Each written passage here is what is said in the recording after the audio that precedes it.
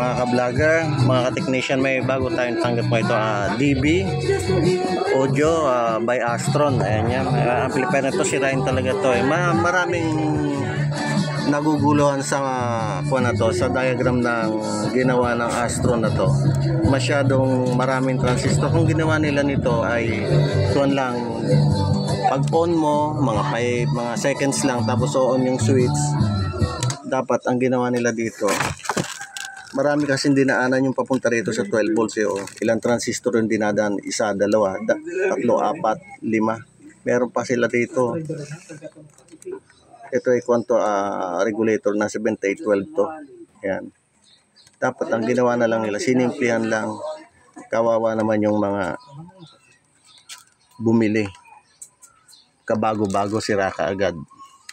Yan ang kadalasan ko. Tsaka yung napaka ng copper, napakanipis eh, no? Kinalawang kagad, oh. Kiniskis ko lang yan. Kung di mo ay iskisin yan, pwedeng masira yung yung mga transistor. Ito yung transistor. Ayan, no? Dami. Sa 2, 3, 4, 5, 6. 6 pala to, kaya medyo malakas. Ilang watts ba to?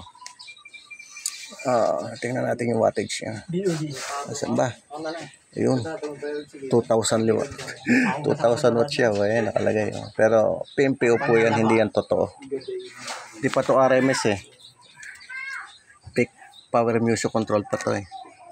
Okay. So gawa natin ng paraan. So may ginawa tayo kung mag DIY kayo. Lagyan nyo muna ng medyo mga 10 ohms. Kaya man. Pero ako binalagay ko rito mga point na to, mga 3.3 ohms. Kasi to 10 ohms to eh. Brown, black, brown. Hoy, sabi ko sa mo brown, black. Sino ba mo resistor? Brown, black, brown. Brown, black, black sa pala. Kaya pala umiinit. Brown, black, black. Pero okay na sa nasa na. Ito, nagkamali. Di ko alam kung sino nagkamali sa amin dalawa. Ano ba pagkarinig mo? Brown, black, brown. Brown, black, brown. Ako pala, mali. Brown. Ako, tama na to. Itong mga ka-technician. Ito, pwede na to. Red, red, gold, gold. Isa 3.3 ohms to. Tama ba? 3.3 ohms? Tama, sir. Nahulog pa. Okay, mga ka-technician, pause muna natin. Kakabit ko lang yung resistor. Okay, nilagyan na po natin ng 3.3 orange, gold, gold siya. Ayan, so i-on natin. Tingnan. Paki Bluetooth po uli, mga student. Paki Bluetooth uli. Yan. So, tingnan natin kung okay na. Ha? Okay na? No? Okay na daw. Tingnan natin kung ano mangyayari. Ayun. Aalisin ko inalis ko. Talagay ko. Ayan. Okay. Pakikuan mo, hawakan mo, tutukan mo. Hihinang ko.